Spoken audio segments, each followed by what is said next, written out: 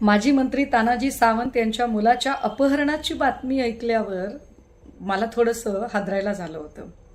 म्हणजे मंत्र्याचा मुलगाच सुरक्षित नसेल तर सर्वसामान्यांच्या मुलांच्या सुरक्षिततेचं काय, असा एक विचार मनात चमकून गेला.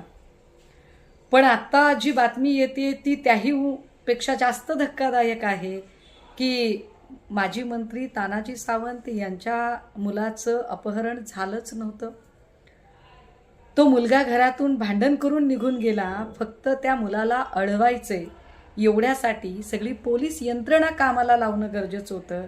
आणि त्यासाठी तानाजी सावंतांनी आपण सत्तेत असल्याचा, आमदार असल्याचा, आपल्याकडे पैसा असल्याचा, या सगळ्या गोष्टींचा गैरवापर करत ताकदीने एक खोटी केस, तीही अपहरणाची केस दाखल करून घेतली आणि चेन्नईहून मुलाला परत आणले. गंभीर आहे. म्हणजे ज्याच्याकडे पैसा आहे त्याला किती चटकन न्याय देण्यासाठी यंत्रणा तयार होतात.